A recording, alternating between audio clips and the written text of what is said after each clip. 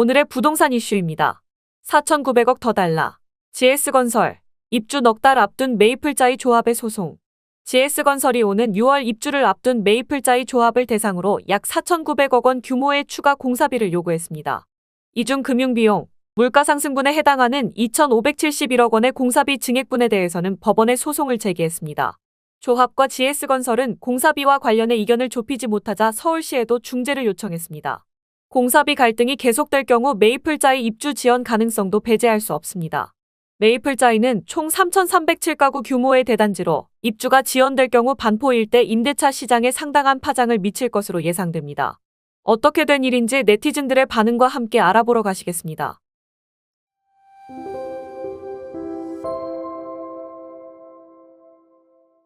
10일 정비업계에 따르면 GS건설은 지난해 12월 총 4,860억 원 규모의 추가 공사비를 조합 측에 요청했습니다.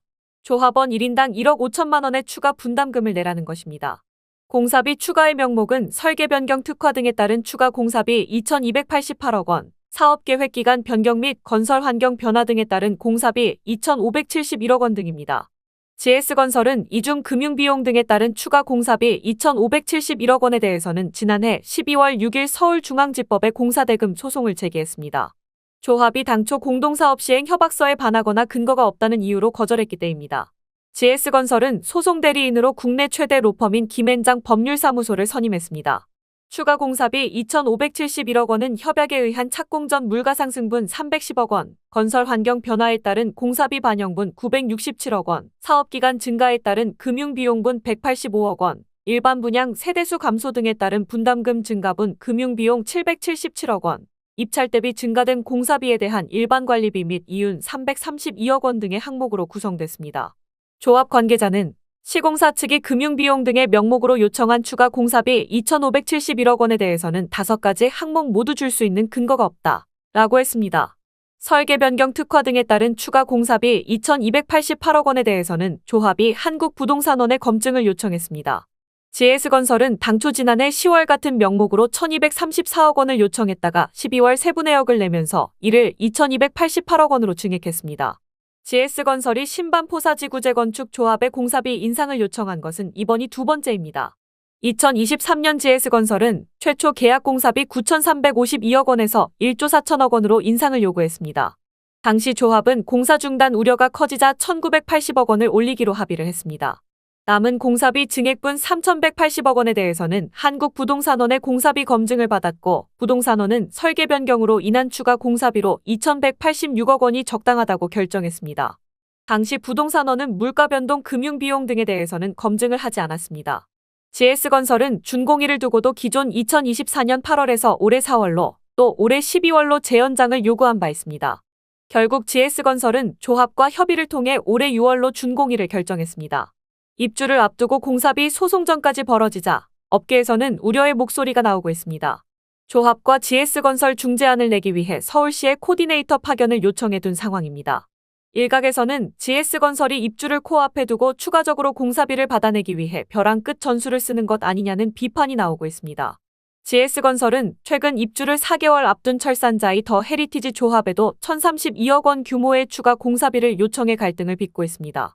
정비업계 관계자는 통상 한 가구가 이사를 하게 되면 3에서 4가구가 연쇄적으로 이동하게 된다 라면서 3,300가구가 넘는 메이플자이의 입주가 연기된다면 반포 일대 1만 가구 이상이 영향을 받게 될 수 있다 라고 했습니다.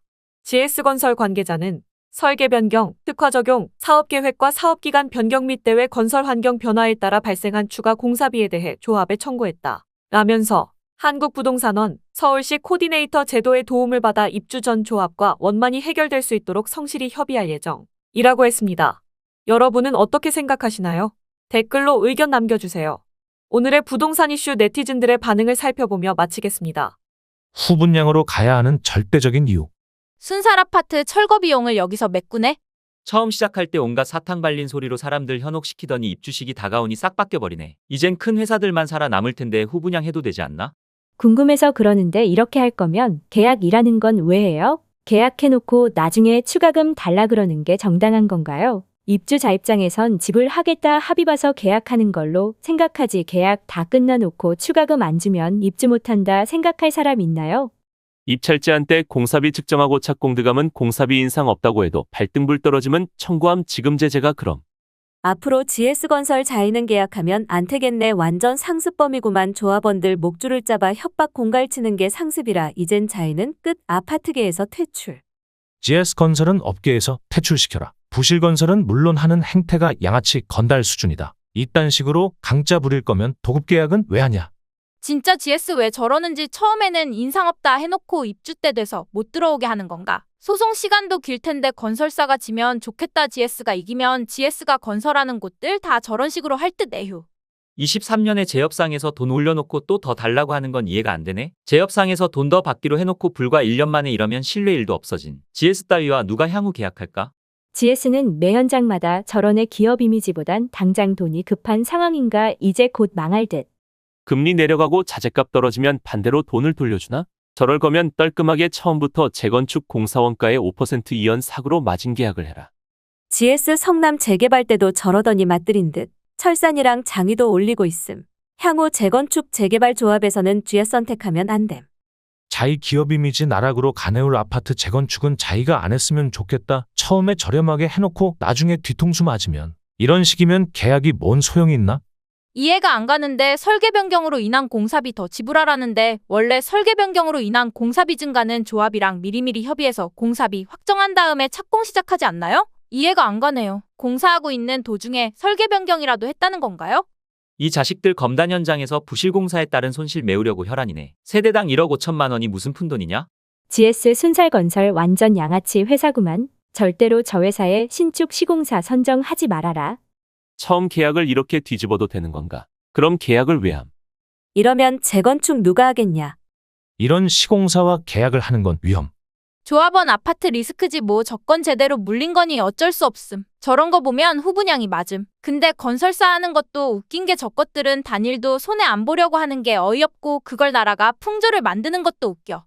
여기까지 네티즌들의 반응이었습니다. 시청해주셔서 감사합니다. 구독과 좋아요는 영상 제작에 큰 힘이 됩니다.